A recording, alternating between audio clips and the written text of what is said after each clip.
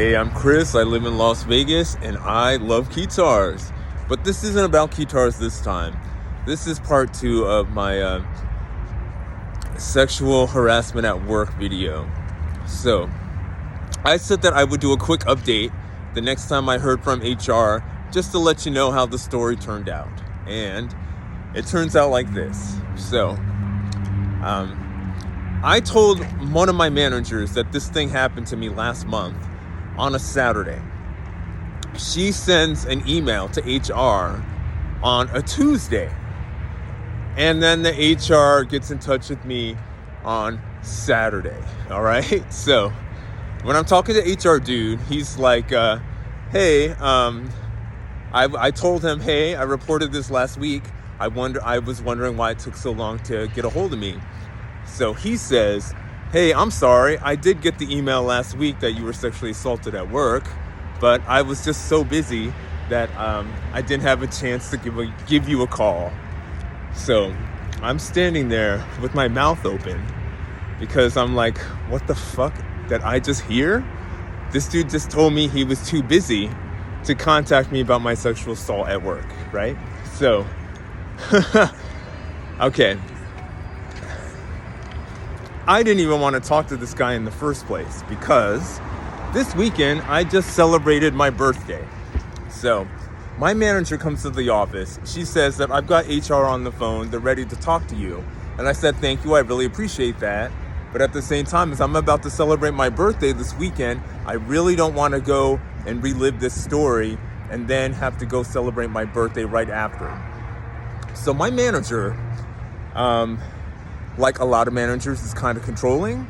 And at the same time, as I think she was trying to be helpful, but at the same time, as I told her, I don't want to relive this right now before I celebrate my birthday. I'd rather do this next week when I feel a little better. So she totally disregards that, tells me to talk to the HR guy on the phone. She gives me the HR guy's phone number. I call the HR guy. I tell him, hey, dude, this thing happened. I reported it. And you got back to me a week later. So he tells me, oh, I'm sorry, dude. I got your email about your sexual assault, but I was really, really busy this week, and that's why I didn't call you. So I'm hanging there with my fucking mouth open on the phone. If I could grab someone through a fucking phone and strangle them to death, I kind of would have. But like, he caught himself right after he said that. And he was like, oh, I did not mean for that to sound like it did. But dude, it fucking sounded like it did, man. You just told me that my sexual assault wasn't on your priority list because you were way too busy in your week. And the funny thing is, in the middle of me trying to tell him what happened during my sexual assault at work, he was telling me how he was getting ready for his trip to Thailand. The dude's going to Thailand for like fucking 2 weeks. The shitty thing is, like, I'm the fucking nice guy. I wish this guy well on his trip. I wish him a safe fucking travel. And I truly mean that. And I truly mean that I still want to be the same happy, sincere guy that I am every day at work. But the way that this sexual harassment thing was handled by my job was so unbelievably shitty. So unbelievably shitty.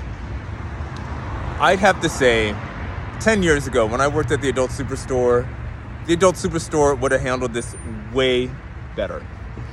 They would have 86'd the guy. They would have ejected them. I would have been able to talk to coworkers and get encouragement from coworkers, but I can't get that from this job. And I sure as hell can't get that from HR. Now, at the end, before I congratulated dude on his vacation, he said that his coworker would call me back next week to see how I was doing, and they would try to get me in contact with the counselor to talk to. Now, repeatedly during this, I had the feeling, if I was a woman, that this whole situation would have been handled completely different. I have a feeling, if I was a woman and I was sexually assaulted at work, even if I was a little bit scared and I had reported it later, I have a feeling that they would have jumped right on it. And the whole thing that I work at a progressive company makes me feel like that's just fucking bullshit, and that people still have their gender standards, and that basically they were willing to let this slip through their fingers just to protect themselves and their own legal liability. I don't feel like this had anything to do with protecting the employee. The shitty thing about this HR guy is he was trying to tell me shit like, well, hey, dude, this guy that assaulted you, he's not one of your coworkers. Usually in my line of work, it's a coworker, so you're safe. You're all right. Nothing's bad's gonna happen to you now. And you know what? It's not like I'm in fear of my physical safety at this job, but I sure as hell am fear about my about how important I am at this job and whether or not I matter. And I can tell you this right now, I could tell you that I feel like I don't give a damn. I don't matter at this job. That at any moment they'll just replace me with somebody else. Especially if I scream too loud or shake the boat too loud. If I make some waves in the water, I feel like they'll just replace me. So basically, I decided to just be the person I was when I was growing up in the hood.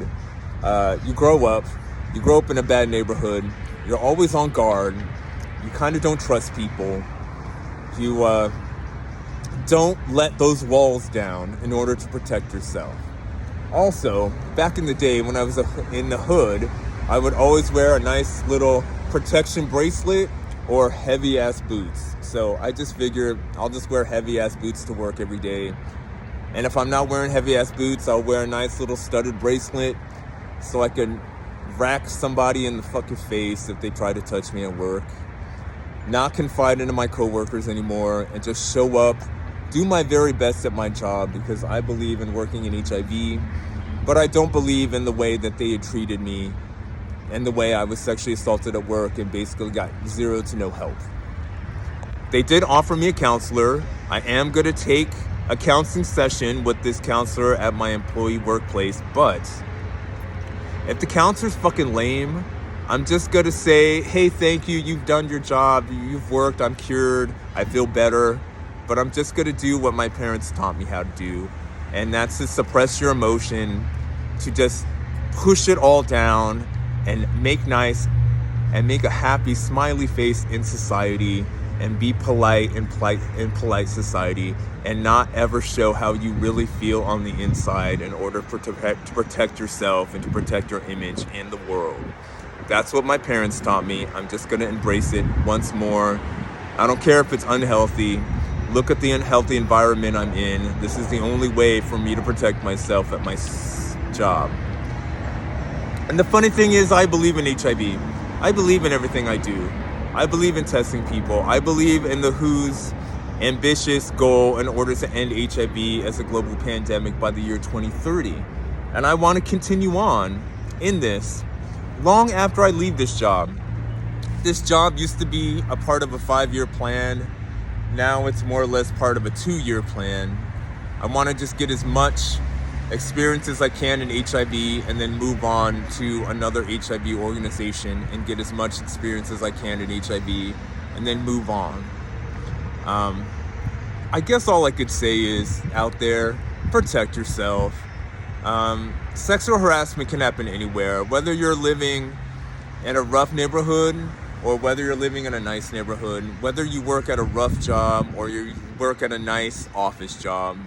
Sexual harassment can happen. Protect yourself, protect your mindset. Understand that you may be the victim, but you aren't the fault. If somebody had some weird sexual fixation on you, it has nothing to do with you or what you were saying or doing. It has everything to do with what's wrong with them. If you can't get your support at your job or you feel like that support was lacking, that also is not your fault. It's not your fault. And I'm more or less telling me this to myself, but it's not your fault either. If you're going through some kind of abuse at work and you found that your work itself is just not supportive. Again, this is the last video I'm doing about this because I want to go back to talking about synthesizers.